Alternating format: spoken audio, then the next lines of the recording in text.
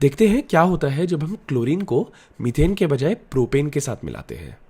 यहाँ हमें किस तरह का उत्पाद या फिर अनेक उत्पाद मिलेंगे, आइए जानें। जैसा कि आपने पिछली वीडियो में देखा है, इस तरह की अभिक्रिया एक प्रारंभन चरण यानी इनिशिएशन स्टेप से शुरू होती है। इस चरण में कुछ क्लोरीन अणु गर्मी या पराबैंगनी विकिरणों यानी यूवी रेज की उपस्थिति में क्लोरीन मूलक बनाने के लिए यानी रैडिकल्स बनाने के लिए अलग अलग हो जाते हैं। तो ये हमें देते हैं क्लोरीन मूलक यानी क्लोरीन फ्री रेडिकल।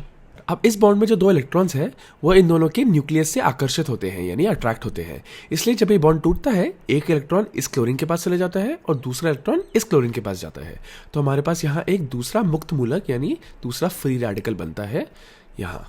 अब ये जो क्लोरीन रेडिकल बना है, इसके बाह्यतम कोश यानी कि आउटर मोस्ट शेल में केवल 7 इलेक्ट्रॉन है, पर इसको 8 चाहिए, इसलिए काफी अभिक्रियाशील होता है। अब एक संभावित अभिक्रिया है, यह क्लोरीन परमाणु फिर से इस क्लोरीन परमाणु के साथ अभिक्रिया करके यह क्लोरीन अणु वापस बना सकता है और इसलिए यह रिएक्शन उत्क्रमणीय यानी रिवर्सिबल मानी जाती है। अब एक और संभावना है कि यह क्लोरीन परमाणु एक दूसरे क्लोरीन परमाणु के साथ टकराने के बजाय एक प्रोपेन अणु के साथ टकरा सकता है। जब क्लोरीन मूलक प्रोपेन अणु में हाइड्रोजन परमाणु से टकराता है तो यह अभिक्रिया करता है और हाइड्रोजन परमाणु को अलग कर देता है। हाइड्रोजन कार्बन आबंध में से एक इलेक्ट्रॉन क्लोरीन मूलक के साथ मिलकर हाइड्रोजन क्लोरीन आबंध बनाता है, जबकि दूसरा इलेक्ट्रॉन कार्बन परमाणु पर रह जाता है। नतीजन यह अभिक्रिया एक नया कार्बन मूलक बनाती है। आइए इस मूलक को छोटा करके बनाते हैं। पूरी संरचना बनाने की जगह हम लिखेंगे CH2CH2CH3। क्लोरीन मूलक इस विशेष हाइड्रोजन परमाणु को निकालने के बजाय प्रोपेन अणु के अन्य हाइड्रोजन परमाणु को भी निकाल सकता है। यदि यह टर्मिनल हाइड्रोजन में से किसी को भी निकालता है तो परिणामी मूलक अभी भी CH2CH2CH3 होगा। लेकिन यदि क्लोरीन मूलक केंद्रीय कार्बन से हाइड्रोजन परमाणु को निकालता है तो परिणामी मूलक CH3CHCH3 होगा, जो एक अलग मूलक है। इस नए मूलक CH3CHCH3 को द्वितीयक कार्बन मूलक कहा जाता है क्योंकि मूलक वाला कार्बन दो अन्य कार्बन से बंधा हुआ है।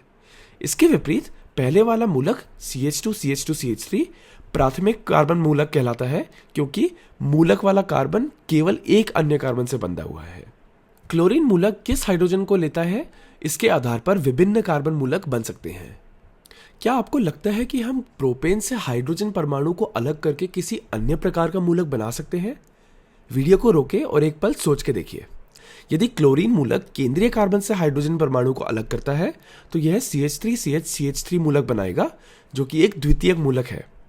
यदि यह किसी भी टर्मिनल से हाइड्रोजन परमाणु को अलग करता है तो परिणामी मूलक CH3CH2CH2 होगा, जो कि प्राथमिक मूलक के बराबर ही है जिसे हमने सबसे पहले देखा था।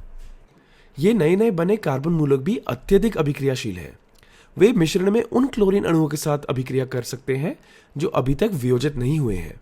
उदाहरण के लिए प्राथमिक कार्बन मूलक अवियोजित क्लोरीन अणु से क्लोरीन परमाणु को अलग कर सकता है, जिससे 1 क्लोरोप्रोपेन बनता है और दूसरा क्लोरीन मूलक के रूप में निकल जाता है।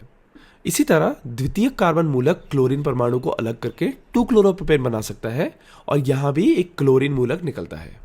ये नए नए बने क्लोरीन मूलक अन्य प्रोपेन अणुओं के साथ अभिक्रिया कर सकते हैं, जिससे एक श्रृंखला अभिक्रिया यानी चेन रिएक्शन जारी रहती है। इस श्रृंखला अभिक्रिया के परिणाम स्वरूप अंत में लगभग सभी प्रोपेन अणु क्लोरीनेट होकर यानी क्लोरीनेट होकर 1 क्लोरोप्रोपेन या 2 क्लोरोप्रोपेन में बन जाते हैं। संक्षेप में, जब हम गर्मी या यूवी रेस की उपस्थिति में प्रोपेन में क्लोरीन मिलाते हैं तो कुछ क्लोरीन अणु क्लोरीन मूलक में टूट जाते हैं। ये मूलक अत्यधिक अभिक्रियाशील होते हैं और प्रोपेन अणुओं के से हाइड्रोजन परमाणुओं को अलग कर देते हैं। यदि कोई क्लोरीन मूलक टर्मिनल हाइड्रोजन को अलग करता है तो एक प्राथमिक कार्बन मूलक बनता है, जबकि केंद्रीय कार्बन से हाइड्रोजन को अलग करने पर एक द्वितीयक कार्बन मूलक बनता है। ये कार्बन मूलक फिर अवियोजित क्लोरीन अणुओं के साथ अभिक्रिया करके 1 क्लोरोप्रोपेन और 2 क्लोरोप्रोपेन बनाते हैं। अब जबकि हम जानते हैं कि उत्पाद 1 क्लोरोप्रोपेन और 2 क्लोरोप्रोपेन है, एक अगला सवाल उठता है, उत्पाद का कितना हिस्सा 1 क्लोरोप्रोपेन होगा और कितना 2 क्लोरोप्रोपेन होगा? क्या यह 50-50 होगा या कुछ और? आइए अगली वीडियो में इस पर चर्चा करें।